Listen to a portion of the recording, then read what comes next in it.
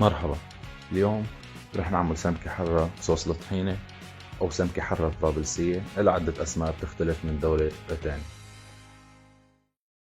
بالبداية عندي هون أنا فيليات سمك حاطهم على ورق زبدة، ساعدنا أنه ما يعلقوا على الصينية اللي بدنا نشويها فيهم. حط عليهم رشة زيت زيتون،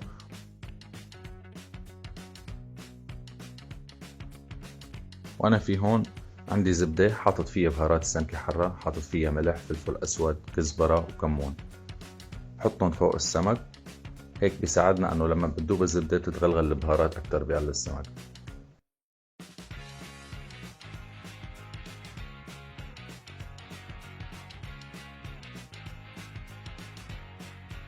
حطهم فوق السمك وبرجع فوتهم على الفرن على درجة حرارة 200، بياخدوا معنا شي 12 دقيقة. بهالوقت بعد ما بنحط السمك بالفرن بنحضر صوص الطحينة. اول شي في عنا هون الطحينة، بحط فوق المي،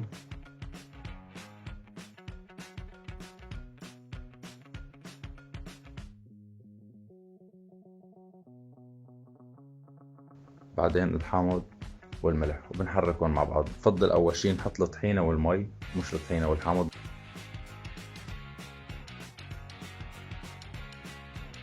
وهيك بعد ما حطينا السمك بالفرن قلنا صوص الطحينة، بننتقل على النار، بنحط كسرولة على النار، بنحط فيها زبدة وزيت زيتون، بننزل فوقهم البصل وبنحط له رشة ملح. هيدي رشة الملح بتساعدنا انه البصل يتدبل بسرعة.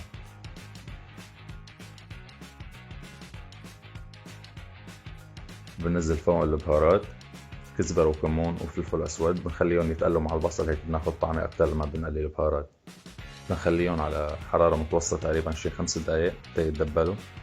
وبعد 5 دقايق بعد ما صار عنا البصل هيك بننزل فوقه باقي المقادير. بنحط فوق الثوم والفليفلة الحرة. الفليفلة الحرة شي اختياري، فينا نحط قدر نحنا ما بنحب الحر. نحط جوز المفروم،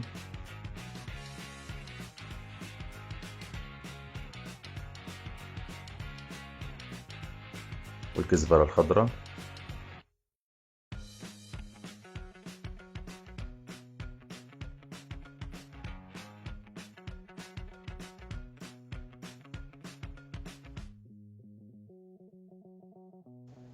وبنرجع بننزل فوقهم الطحينة.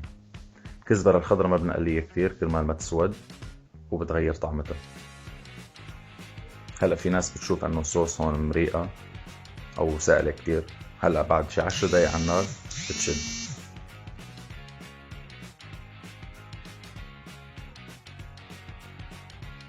وهيك بعد 12 دقيقة بيكون صاروا فيليات السمك عنا جاهزين. نطلعهم من الفرن،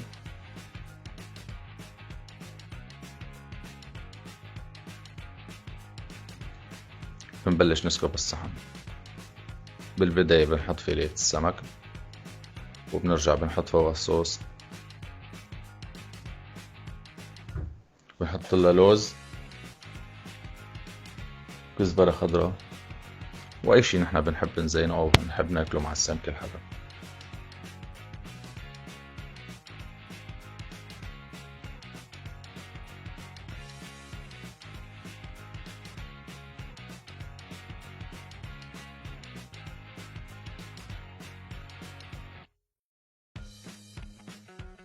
وصحتين وهنا.